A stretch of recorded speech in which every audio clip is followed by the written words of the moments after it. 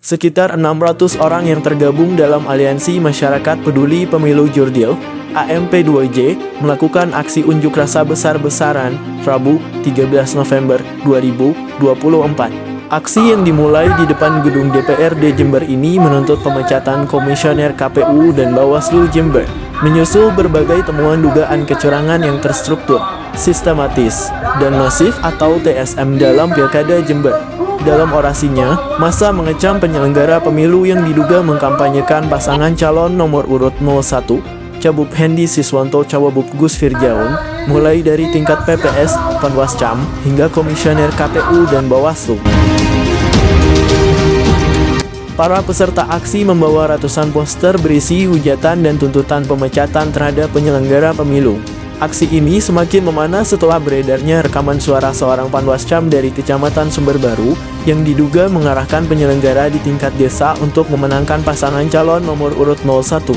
Dalam rekaman yang viral tersebut, seorang yang mengaku bernama Jovita mengajak pengawas di bawahnya untuk melakukan kecurangan.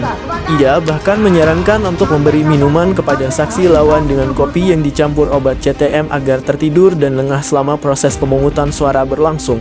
Ide ini bukan hanya penghinaan terhadap demokrasi, tapi juga bisa disebut sebagai bentuk pembunuhan berencana.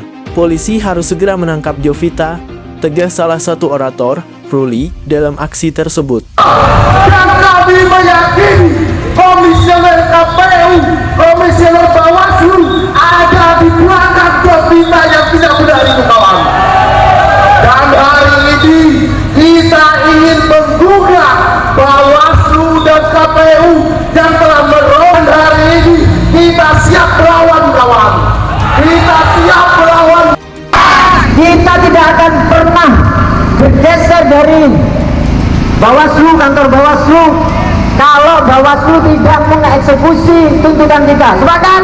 Gerbang Bawaslu hancur, gerbang Bawaslu roboh oleh gelombang massa yang tidak percaya terhadap pengawas pemilu.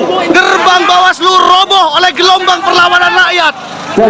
Gerbang Bawaslu hancur dan roboh oleh ketidakpercayaan rakyat terhadap penyelenggara dan pengawas pemilu. Janganlah masyarakat ini akan seperti ini, Pak Sandra. Satu komando, satu tujuan, satu komando.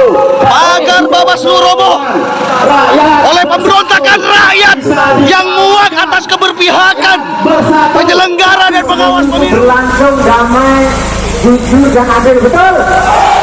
Tetapi faktanya bahwa KPU dan Bawaslu telah melakukan kecurangan dan itu kita temukan bukti-buktinya, termasuk yang paling parah adalah kasusnya apa namanya yang di sini baru Jovita adalah teroris. Dia adalah sosok penyelenggara yang harusnya punya kewenangan untuk mengawasi pemilu berlangsung jurdil, tapi justru dia yang merusak demokrasi ini.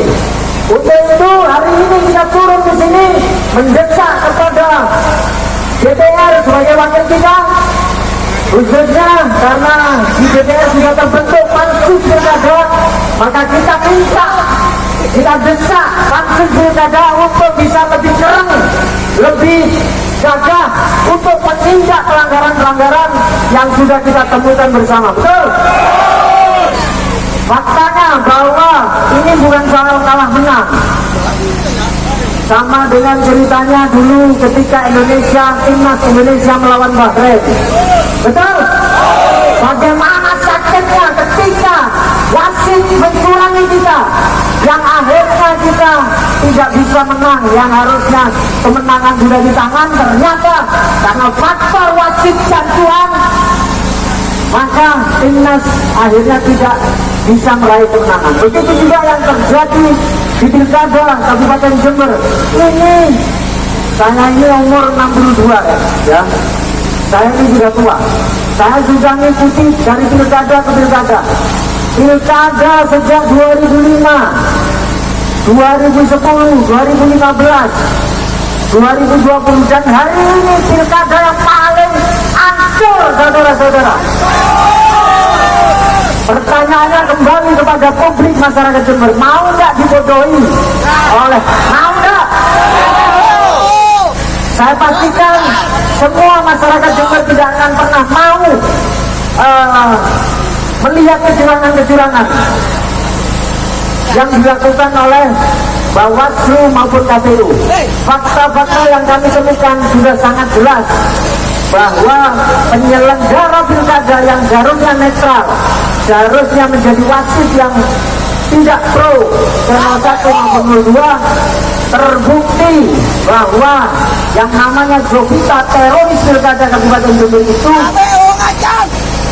mengkampanyekan dan mengkondisikan KPBS ya, Jovita LC berkedok panwas gajinya Jovita jangan Jovita, dan kita aksi hari ini tidak akan desak Bawaslu untuk memecat Jovita. Sepakat? Kita tidak akan pernah bergeser dari Bawaslu, kantor Bawaslu, kalau Bawaslu tidak mengeksekusi tuntutan kita. Sepakat? Sampai kapanpun, sampai hari H pencoblosan, kita tidak akan pernah bergeser dari kantor Bawaslu kalau Bawaslu tidak mengeksekusi tuntutan kita untuk memecat teroris pilkada. Sepakat? Oke. Kamu bagaimanapun harus bisa bertanggung-jawaban apa yang kamu perbuat, ya kan, proses klarifikasi dan sebagainya. Ini laporan juga sudah masuk ke kami di Bawaslu Kabupaten untuk kamu nanti untuk bisa segera melakukan proses klarifikasi apa yang menjadi tindakan yang kamu perbuat di luar pekerjaan sebagai pengawas pemilu. Oke ya, terkirim ya. Pecatnya mana? Pecatnya kurang satu. Pecatnya mana? Kurang satu. Oke ya. Kalau itu benar dipecat, untuk panwas yang lain juga diingatkan. Iya, kalau panwas lain akan kami secara tertulis, Bapak. Ya, secara tertulis. Enggak, biar jadi jaminan bagi yang lain ini. Ya jadi gini loh Mas.